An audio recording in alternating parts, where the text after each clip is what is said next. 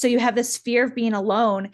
And so you have to ask yourself, do I fear being alone because I fear being alone with myself?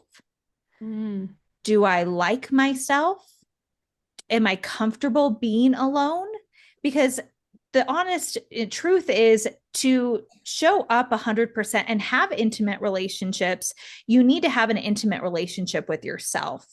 And often people who have a fear of being alone don't know themselves very well, or don't allow themselves to get to know who they are.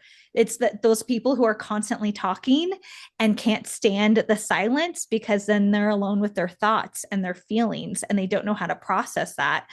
And this comes from lots of things. It comes from childhood trauma, obviously, scarcity mindsets, and also the belief that feeling a joy within yourself is a huge risk. And so, not being able to tap into that, you're going to just not go there. And you're going to only feel joy with other people. And you're only going to put your emotions and needs kind of on the back burner so that everyone else is at the forefront, because you don't have to deal with your own. Mm. You know, it reminds me of the movie Enchanted, where the servant guy's like, Sire, do you like yourself? And the prince is like, of course I like myself. What is there not to like? And but it's this question that you have to ask yourself, like, are you comfortable going to the movies by yourself, going to the restaurant by yourself? Are you comfortable in your own company? Because if you're not, that could be something you can work on. And yes, you could be an outgoing person like me. I love to be with people. I need people, but I'm also very comfortable being by myself. I love going to the restaurant by myself, love going to the movies by myself. I love traveling by myself. I have no issue with that. But I do think that it also still stems from the fear of intimacy, that because I fear of intimacy, the thought of, well, if you're not going to be close to anyone, you are just going to be alone. And I would fight myself, like, I like being alone. I'm going to be fine being alone, which would then cause me to not be close to anyone because I was fine with being alone. So there actually is a balance. You don't want to be too far comfortable being alone, but you don't want to be uncomfortable being alone. Welcome to the Be Your Own Life Coach podcast, where you master your mind and coach your own comeback. You are the hero, you are the guide, and you will learn to architect your life from the inside. I'm your host, Britannia Stowe, joined by my sister and co host, Annika Wilder. Enjoy the show. Britannia, we talked a lot about defining fear, why it's in our life, and the difference between helping fears and limiting fears. Let's go deeper on limiting fears. And that is the category of emotional fears, because emotional fears are often under that umbrella of limiting fears. So let's define what emotional fears are and kind of describe different examples of emotional fears. Yeah, I would love to dig into the definition of emotional fears by sharing a quote, first by Marianne Williamson. Our deepest fear is not that we're inadequate. Our deepest fear is that we are more powerful beyond measure. It is our light, not our darkness, that most frightens us. Mm, that's so good. I feel like we could go in so many different ways with that quote. That's so, so deep. And it kind of reminds me of, you know, when somebody makes a lot of money all of a sudden, they're like, oh my gosh, what do I do with all these millions of dollars? And it becomes scary. And that happens to people who win the lottery sometimes. They just don't know what to do with it. And so I can see that being, if our fear is the light, is it's our greatest potential, it's that we are powerful beyond measure. I could see that being scary because it's, what do I do with all this power? Because power comes responsibility. So that's a huge, that's a really interesting and deep quote. Yeah, and you just reminded me of the Spider-Man quote, with great power comes great responsibility. Exactly. And these emotional fears are exactly what it sounds like. It's a very simple definition. It is an emotion that is triggered because of a fear, and it keeps us small. It is a limiting fear, we think we're in danger, we think it's logical, but actually it's kind of an irrational fear, again, rooted in trauma that becomes a very rational fear. So it's disguised as protection, it's disguised as keeping you safe. But really, these emotional fears keep you from moving forward because they're limiting fears. So, the best way to dig into these are giving some examples. So, a great example would be the fear of intimacy. This is intimacy in your romantic relationships and even in your regular friendships because you've been hurt before. Usually, there is a trauma that took place in the past that has rooted down this fear. And so now you're afraid of rejection, judgment, betrayal, and it shows up as emotional distancing. Maybe you're very sarcastic and you don't allow people to actually know your true feelings. You push people away, you overthink, or you ghost someone. The minute you think they could hurt you, when things are starting to get intimate, you push them away because of this fear that they will hurt you, they'll betray you. And so that is a fear of intimacy. So, you got to ask yourself in that case, do I avoid deep relationships? Do I avoid being hurt? Or I used to do this. Do I hurt people before they can hurt me? Mm, that's really interesting. I don't do that, but I definitely have fear of intimacy. I definitely avoid any kind of intimate relationships. In fact, I tell people that I had no emotionally deep connection with a friend or a boyfriend ever really until recently with my husband and even with us as sisters and with my mom. That's still an ongoing thing, but I wouldn't allow people in at all. And I think because I pondered on this a lot, and you said it's deeply rooted in our trauma, and this isn't like somebody died or something, but growing up in the military, I like loved my friends when we were in Germany, and then all of a sudden, without my choice, we had to leave. And then again, I loved my friends in North Carolina, and without my choice, we had to leave. And then in Utah, I started getting friends, but by that point, I was in high school in Utah, and I wouldn't get close with anybody. All of my friends were fun friends, people that I enjoyed doing fun things with. And I didn't mind if they opened up to me and if they were vulnerable, but it was very, very rare that I would open up to anybody and let anybody in, probably because growing up, we would just move and those people would be out of my life. And it was a protection. And then as I've thought about it, as I've gotten older, I thought, well, I don't want to get close to my grandmother because she was in her 80s and she's just going to die. And that's going to hurt more if I'm emotionally close to her when she dies. So I'll just keep my distance. So when she dies, it will be easier to handle. It's kind of sad, but it is a protection for me. Yeah, thank you for sharing that. Thank you for being vulnerable.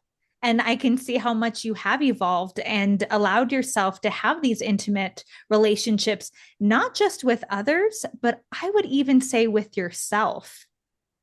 Definitely. Yeah. So fear of intimacy. And I know I'm not the only one. And I know that there's power in talking about these things. And that's why I bring it up.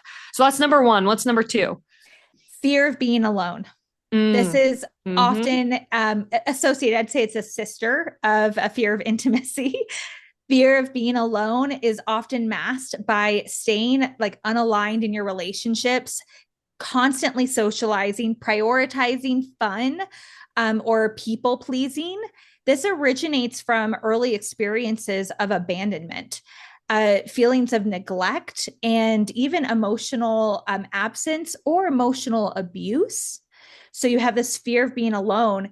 And so you have to ask yourself, do I fear being alone because I fear being alone with myself? Mm. Do I like myself?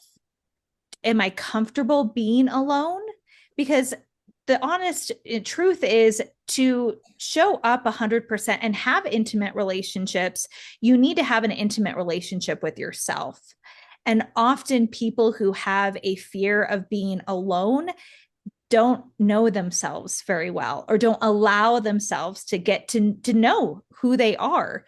It's that those people who are constantly talking and can't stand the silence because then they're alone with their thoughts and their feelings and they don't know how to process that.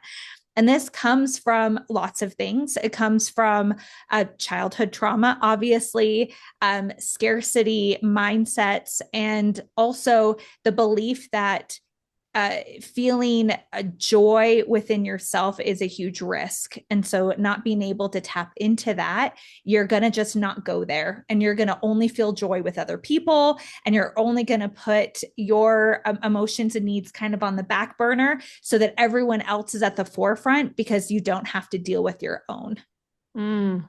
It reminds me of the movie Enchanted, where the servant guy's like, Saya, do you like yourself? And the prince is like, of course I like myself. What is there not to like? And it's this question that you have to ask yourself, like, are you comfortable going to the movies by yourself, going to the restaurant by yourself? Are you comfortable in your own company? Because if you're not, that could be something you can work on. And yes, you could be an outgoing person like me. I love to be with people. I need people, but I'm also very comfortable being by myself. I love going to the restaurant by myself, love going to the movies by myself. I love traveling by myself. I have no issue with that. But I do think that it also still stems from the fear of intimacy, that because I fear of intimacy, the thought of, well, if you're not going to be close to anyone, you are just going to be alone. And I would fight myself like, I like being alone. I'm going to be fine being alone, which would then cause me to not be close to anyone because I was fine with being alone. So there actually is a balance. You don't want to be too far comfortable being alone, but you don't want to be uncomfortable being alone. Mm-hmm. That reminded me of a fear that I had, which was the fear of being exactly like everybody else. I would fight this fear by overcompensating, by being different. And instead of being authentic, I wanted to be different. So if we're as a group, an example would be as a group of friends and we're saying our favorite color, and you say that your favorite color is blue. Well, even though my favorite color is blue too, I don't want to be seen as I'm copying you. So I will come up with a new favorite and I'll be like, oh, it's green, even if it's not true, because I had just this deep fear of being average and being like everybody else. And so another example of these emotional fears is going so, the pendulum swings, going so far the other way to try to balance in something that is out of balance. Another a fear is a fear of being happy. I think some of this comes from, talking about that quote of believing in your power, understanding that when you do step into your power, when you do find happiness, when you choose happiness, you have to let go of some things that used to protect you, right? That used to serve you, that used to keep you safe. And you have to have this shedding of a skin. You have to grieve the older version of you sometimes to step out of these fears and to allow intimacy and to not be afraid of being alone and to not be afraid to be happy. And I think we get scared of the letting go instead of focusing on what you will gain. Mm. Yeah, because it's very familiar. If you're familiar with things going wrong all the time, it's scary when things go right. And if you're used to living in fear, let's just talk about that. If you are used to chaos, then chaos is comfortable. If you're used to playing the victim, then being the victim is safe. And so you have to realize that there is going to be an uncomfortable feeling when you are choosing, and it is a choice to evolve and take a limiting fear and transform it into a helping fear, that there is going to be some uncomfortable feelings that come up, and allowing yourself to sit in a transitional phase instead of rushing to, okay, I'm great, I'm healed, I got it figured out. Allowing yourself to be comfortable with being uncomfortable. Mm-hmm. Yeah, it's super, super important, powerful. So how do we do that? How do we coach ourselves through these emotional fears, and how do we change them? Yeah. So, first, again, let's acknowledge that these are not character flaws. If you're the person out there listening that's like, yeah, I am afraid of being alone and I jump from relationship to relationship, or am I afraid of being happy? Maybe I am. There is nothing wrong with you. I think it's so important. Maybe we should say that in every podcast episode. There is nothing wrong with you. You are so normal. And if I struggled with this, if my sister struggled with this, I know that there are so many people out there who have also dealt with these emotional fears, but they have dealt with them, they have overcome them, they have transitioned them. So first thing you want to do is acknowledge that it's that awareness piece, but also, keep in mind what you would lose if you don't move past it. I think it's really important that if you allow yourself to never be connected. Anike, can you imagine your life with these empty friendships that never went below the surface level? Can you imagine how different your life would be if you couldn't be authentically yourself and go deep?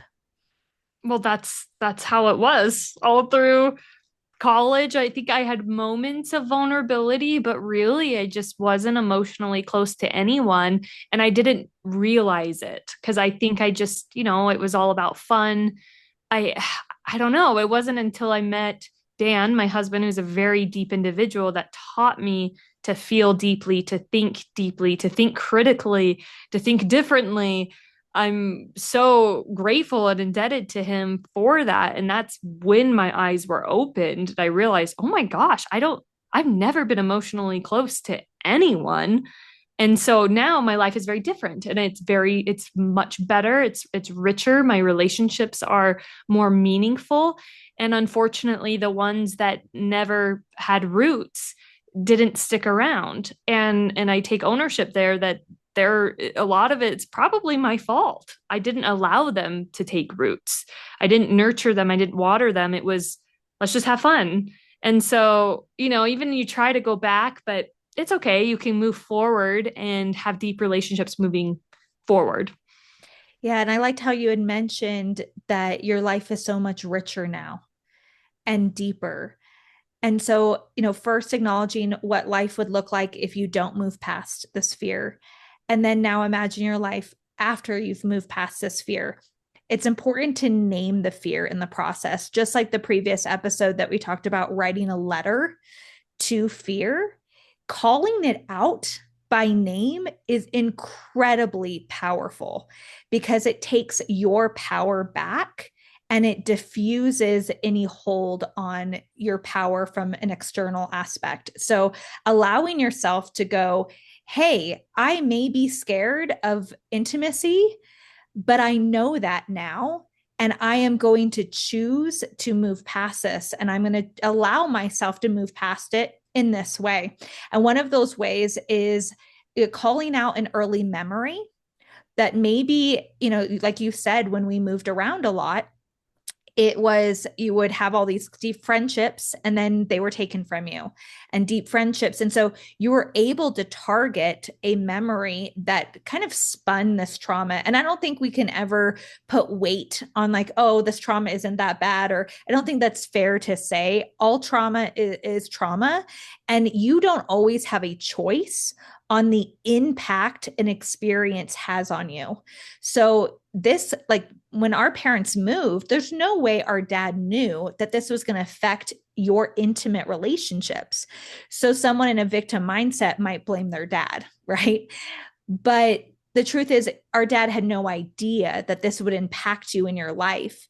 And so acknowledging the part that you had to play in building the story, acknowledging that there is a memory rooted, and then being able to revisit that and call out that fear, call out the thing that has been keeping you small. And so I encourage people to ask yourself right now, what is one fear, an emotional fear that you have? Is it being afraid of being happy, afraid of being alone, whatever that might be? Just call it out. You don't even have to do anything. Just call it out, make yourself aware. And then give yourself an affirmation. The affirmation can be as simple as, I am safe to be seen, I'm allowed to feel good, or I welcome intimate relationships because I know my life will be richer with them. Whatever it might be, depending on what your fear is that you're trying to work through, have that affirmation, call it out, and then have that affirmation. So when you do feel that fear come up, or you see that behavior pattern play out, you can gain some of your power back. Yeah, that's really good. And the things that show up over and over again, like you said, are patterns, and patterns are the greatest teachers. And I saw somebody in a podcast talking about, and I've heard this principle before, even Dan and I talked about it, that patterns continue to show up in your life until you learn the lesson. Yes. I love that. Patterns continue to show up in your life until you learn the lesson. So, this is just your reminder that you're not broken. You're becoming aware of those patterns. You can't eliminate fear, but you can learn to walk in it, not for it. This has been another episode of the Be Your Own Life Coach podcast. If you found value in today's conversation, subscribe and share the love. And remember the teachings of Lao Tzu. When I let go of what I am, I become what I might be. Until next time, trust yourself, take the wisdom, take the breath, and take the next step.